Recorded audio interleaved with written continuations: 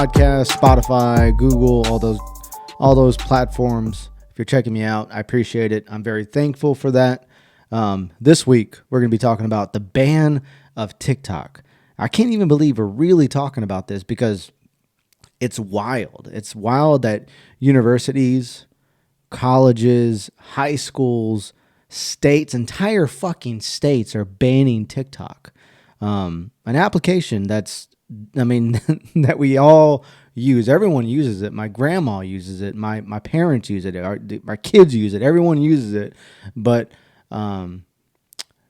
apparently, there's some extreme cybersecurity threats. So much so that U.S. banned TikTok on all federal government devices. This is crazy. First app that this has happened to. This is from the Guardian. TikTok has been banned on all federal government devices in the U.S. with limited exceptions. I'm not sure what that means. Like, what kind of exceptions would be required for someone to have TikTok in the government? I don't know. After Joe Biden signed a $1.7 trillion spending bill on Thursday, containing a provision that outlaws the China-based app over growing security concerns. The ban, which was approved by Congress in a vote last week, is a major step targeting the fastest growing social media platform in the world, as opponents express worry over user data that's stored in China but could be accessed by the government. Various government agencies will develop rules for implementing the ban over the next 2 months. It will mean that federal government employees are required to remove TikTok from their government-issued devices unless they are using the app for national security or law enforcement activities. This ban on federal devices is, I think it's just the tipping point. There's been some push to have a ban on TikTok throughout the United States with legislation that's introduced by Senator Marco Rubio earlier this month to ban the Beijing-controlled TikTok for good. That bill echoes moves from the previous administration after Donald Trump issued an executive order in August 2020 prohibiting U.S. companies from doing business with TikTok parent company ByteDance. In a statement, TikTok spokesperson Brooke Oberwetter said that the CFIUS agreement, which is still under review, would meaningfully address any security concerns that have been raised at both federal and state level.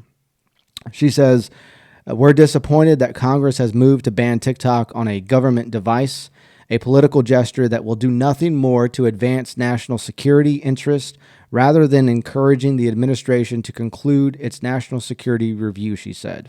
Although ByteDance is a China-based company, the company has long claimed all U.S. user data is stored in data centers in Virginia and backed up in Singapore. So TikTok says this. They say that all the data is stored in the U.S., but I think the problem is all their engineers and the people at ByteDance can access this data. So even though it's stored in the U.S., doesn't mean you can't access those servers outside of the U.S. There's been a lot of momentum in the news lately over leaked audio tapes from meetings that TikTok had showing that they had access to United States citizens' information. And then there was a report from CNN, which we'll go over here in a little bit, that talks about how when this information was all coming to public light, that TikTok actually accessed information on some of the reporters that were reporting on this news from TikTok. So it's pretty alarming. This is from the BuzzFeed organization. They say for years, TikTok has responded to data privacy concerns by promising that information gathered about users in the United States is only stored in the U.S. rather than China, where ByteDance, the video platform's parent company, is located. But according to leaked audio from more than 80 internal TikTok meetings, China-based employees of ByteDance have repeatedly accessed non-public data about U.S. TikTok users. That's exactly the type of behavior that inspired former President Donald Trump to threaten the ban on the app in the United States. The recordings, which were reviewed by BuzzFeed News, contain 14 statements from 9 different TikTok employees indicating that engineers in China had access to U.S. data between September 2021 and January 2022 at the very least, despite a TikTok's executive sworn testimony in an October 2021 Senate hearing that a world-renowned U.S.-based security team decides who gets access to this data. 9 statements by 8 different employees describe situations where U.S. employees had to turn to their colleagues in China to determine how U.S. user data was flowing. U.S. staff did not have permission or knowledge to have access to the data on their own. This is according to the tapes. Everything is seen in China, said a member of TikTok's Trust and Safety Department in a September 2021 meeting. In another September meeting, a director referred to one Beijing-based engineer as a master admin who has access to everything, while many employees introduced themselves by name and title in the recordings. BuzzFeed News is not naming anyone to protect their privacy. These recordings range from a small group meetings with company leaders and consultants to policy all-hands presentations and are corroborated by screenshots and other documents, providing a vast amount of evidence to corroborate prior reports of China-based employees accessing U.S. user data. Their content showed that the data was accessed far more frequently and recently than previously reported, painting a rich picture of the challenges the world's most popular social media app has faced in attempting to disentangle its U.S. operations from those of its parent company in Beijing. Ultimately, the tape suggests that the company have misled lawmakers, its users, and the public by downplaying that data stored in the U.S. could still be accessed by employees in China. That's the problem. So even though we have our data from high-ranking officials in the government, whoever was on TikTok, even though that information is stored in the U.S., this report from BuzzFeed is saying that actors in China could still access that data. Even though TikTok promised and swore in testimony that they weren't spying on U.S. citizens' data, they just confirmed that journalist data was accessed by employees of its parent company. TikTok parent company ByteDance has fired 4 employees who improperly accessed the personal data of 2 journalists on the platform. TikTok user data from the 2 journalists who worked for the Financial Times and BuzzFeed was accessed while ByteDance employees were investigating potential employee leaks to the press, according to the company. The employees involved, 2 based in the United States and 2 in China, were fired following an investigation conducted on behalf of the company by an outside law firm. The CEOs of TikTok and ByteDance revealed 2 employees in 2 separate emails on Thursday. The personal data accessed from the journalist accounts include IP addresses. According to the spokesperson, IP addresses can provide information about user location. The individuals involved misused their authority to obtain access to the TikTok user data. TikTok CEO Xiao Shu said in his email to employees, according to an excerpt of the email reviewed by CNN, he says, "This is unacceptable." It's fascinating because this story comes out, BuzzFeed breaks the story that ByteDance employees have access to TikTok data from users in the United States. Then TikTok, they do a Senate hearing. They put out a bunch of press saying they don't have access. No one is accessing user data out of the United States. No one in China is doing that. Then, just a few months later, TikTok confirms that they are. There was 4 employees that were actually doing just that. They were spying on the journalists who were actually reporting on the data breaches. Okay, so you might be thinking, it doesn't bother me. I don't even have TikTok. I don't have an account, so they can't spy on my stuff. I only watch videos when friends send it to me. That's where they get you. Here's what TikTok knows about you. The app is designed to gather information about you even if you haven't signed up for a TikTok account.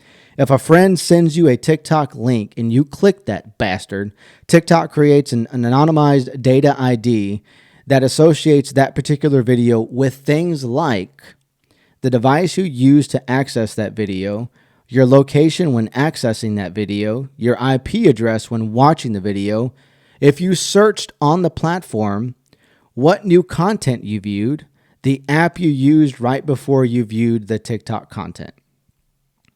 So even if you don't have a TikTok profile, this anonymized shadow ID builds a profile of things that you've liked.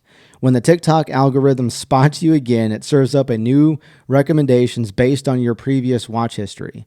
TikTok can infer other data from the content you consume that includes your age range, gender, interest, based on content viewed, the biometric information, including face and voice prints. When you sign up for TikTok, you must share an email address or phone number and your date of birth. TikTok adds these to its anonymized metadata for its information that can be shared with advertisers as shared in their privacy policy. TikTok also shares that it collects text, images, and video from your device clipboard if you copy and paste content to or from the app or share with a third-party platform. TikTok is very upfront about the data that it collects if you delve into the lengthy privacy policy. But what's not clear is where the data goes and who benefits from it beyond using the recommendations algorithm to serve up new content to keep users addicted scrolling. So basically what that's saying, it's if you're based in the United States, your data might be stored in the United States, but other people outside of the US can access it. How does TikTok keep you so engaged? The number one app that's downloaded right now, quarter after quarter, is its recommendation algorithm, TikTok. After you sign up for a TikTok account and start liking and interacting with content, the algorithm goes to work. Every single person who uses TikTok will have a unique feed. TikTok factors videos you have liked or shared, comments you've made, and hashtags and captions you've interacted with to determine the content it shows. The algorithm uses machine learning to understand why you find the content interesting. Each time you interact with TikTok, including actions as basic as how long you watched a single video, a new data point on your metadata profile is created. Based on the content you consume, the algorithm can quickly determine if you're religious, if you like comedy, if you like sports, music, games, or if you're passionate about specific political causes. One of the biggest factors that help the algorithm determine whether you like the content or not is how long you spent watching it. Did you watch the whole video? Did you rewatch it? Did you unmute it if it was muted? Did you keep listening to it just 5 seconds of the video over and over? Each of these actions generate data to help the algorithm understand what a user feels about a piece of content. There's a lot of people pushing to have this app removed because of how intrusive it is. The app can actually determine your location, the device you're using, your IP address, search history, your message content, and what content you're watching and for how long. In the US, TikTok can collect biometric data, including your face and voice print. It can also predict your age, gender, and interest based on your profile activity.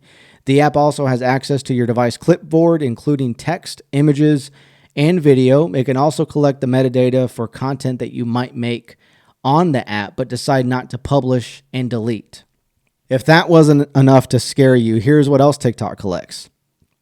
It collects search and browsing histories, keystroke patterns, biometric identifiers, face ID, and your thumbprint, draft messages, and metadata. Plus, it has collected the text, images, and videos that are stored on a device's clipboard. Responding to the popular BuzzFeed report, a TikTok spokesperson told Indy 100 that they will gladly engage with lawmakers to set the record straight regarding BuzzFeed's misleading reporting. Like many global companies, TikTok has engineering teams around the world. We employ access controls like encryption and security monitoring to secure user data, and the access approval process is overseen by our US-based security team. TikTok has consistently maintained that our engineers in locations outside the US, including China, can be granted access to US user data on an as-needed basis under those strict controls. All right, so here's the latest update as to where TikTok is banned state by state. So far, 21 states have taken action against TikTok. As TikTok grows to be more and more popular, particularly among young users, several states have taken action against the application. Most of these states have cited cybersecurity concerns surrounding the app's relationship to the Chinese government. Kind of worth mentioning that this article from GovTech says that all actions states have taken against TikTok so far have been announced and led by Republicans. Several states and elected officials still maintain official pages on the app, including governors such as California's Gavin Newsom and Colorado's Jared Polis, both Democrats. It's also a popular platform for state universities in several states. The University of Utah, for example, still maintains a verified page on the platform. As of December 14th, the University of Illinois also maintains an official page, though it's unverified. Here are the states that have banned TikTok: Pennsylvania, Louisiana, West Virginia, Montana, Virginia, Georgia, New Hampshire, Idaho, North Dakota, Iowa, Alabama, Utah, Tennessee, Oklahoma, and Texas. Indiana, Maryland, South Carolina, South Dakota, Nebraska, and Florida Department of Financial Services. They all state that the ban is directly related to the involvement to the Chinese government. Knowing all this, I'm still not going to stop using the application. It's fucking addicting. I love it. I love watching people fall on their face. I like watching the funny news videos. I like checking out the girls that shake their ass every now and then. It's kind of fun. It's a fun application. But I do believe that it's going to come to a point in time where Apple or some of these phone companies are going to have to... Well, they're not, because these phones are made by slaves anyway. They're these batteries that are in these devices are legitimately made by slaves. So this app is probably never going to get banned on U.S. devices. I don't think it will. The government has to, for cybersecurity reasons.